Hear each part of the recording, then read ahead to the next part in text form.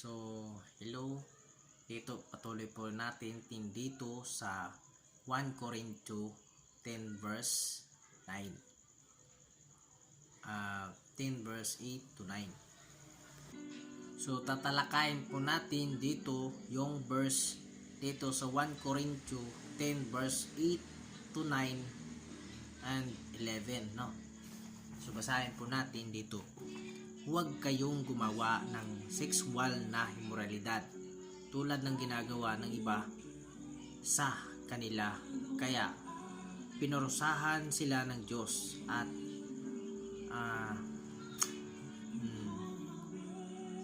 23,000 ang namatay sa kanila sa loob lang ng isang araw.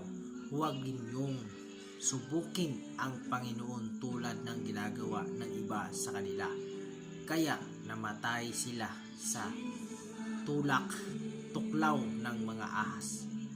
Ang mga bagay na ito'y nangyayari bilang halimbawa sa atin at isinulat upang magsilbing babala sa ating mga nabubuhay sa panahong nalalapit na ang katapusan ng lahat. So, maliwanag po dito sa sexual na immoralidad. Kaya sila gumawa ng ganyang uri ng sexual na immoralidad na ayaw ng Panginoon sa isang araw lang, no? Pinatay sila ng ahas. Alam niyo ba kung ilang piraso sila? 23,000 katao ang namatay sa isang araw lang. Tinuklaw lang sila ng ahas, no? Parang nilaso, no? Kaya ang napakahirap talaga sa isang tao ay ayaw maniwala sa katotohanan. So, basahin natin dito sa 1 Corinto 10 verse 7. Huwag kayong sasamba sa mga Diyos-Diyusan tulad ng ginawa ng iba sa kanila, sapagkat sinasabi sa kasulatan, nagpista ng mga tao, nag-inom at nagsasayaw pagsamba nila sa Diyos-Diyusan. So, inuulit ko na naman to para po sa atin, no? Kasi ito po'y kailangan talaga natin malaman.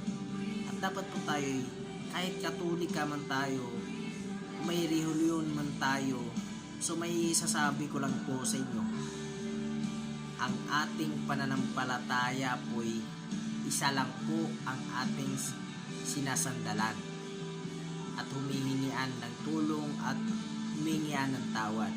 Alam natin, ang Diyos lang, si Jesucristo lang ating tagapagligtas.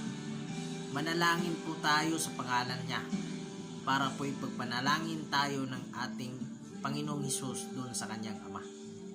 Kasi ang sabi nga doon sa sinasabi nga doon sa kailangan natin manampalataya sa anak bago tayo makapunta doon sa Ama. So, importante talaga tayo na manalangin sa ating Ama para po tayo mabibigyan ng buhay na walang hanggan ng anak. Kasi siya na po nagbibigay ng lahat eh. Siya na po nagbibigay kasi yung kaloob ng Ama ay binibigay na sa anak para po siya na manungkulan sa panahon ng pagdarating ng katapusan ng ating mundo. So, napakahirap bilang tao dito sa mundo. So, ito mga kapatid, may babahagi ako dito sa bandang Revelation. Dito sa Revelation 3 verse 3. Revelation 13 verse 3. Ang isa sa mga ulo ng halimaw ay parang may sugat na nakamatay. Ngunit ito'y gumaling na mangha ang buong daigdig sa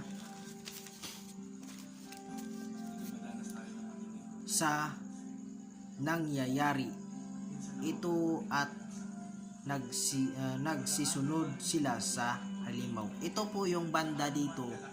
Ang lahat ng tao sa buong mundo ay ay nadaig po sila sapagkat nakita po nila yung himala na, napagaling po yung taong yun. Kaya po nangyari sa kanila yun dahil po sa kanilang nakikita. So dito po basahin po natin dito sa Revelation 9 verse 3. Mula sa usok ay may naglalabasang mga balang na kumalat sa lupa. Binigyan sila ng kapangyarihan tulad ng sa mga alakdan. Ipinagbilin sa kanila na huwag sirain ang mga damo, punong kahoy o anong manghalaman, ang mga taong lamang na walang tatak ng Diyos. So, dito na nga sa puntong dito sa Revelation 9 verse 3, na dito po sila lumalabas na po yung mga insekto. Dito po sa binibigay dito sa tribulation. Kaya po hindi po tayo matakot dito sa tribulation kasi ito lang ang binibigay na katotohanan. So hindi po natin sila masisisi ang mga balang na yan kasi ang panahon talaga, magyayari talaga ang panahon na yan.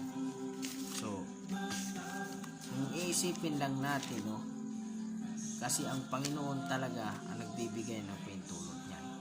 Dito sa Revelation 1 to 3, pinagpala ang bumabasa ng aklat na ito, ang mga nakikinig sa propesiya nito at ito matupad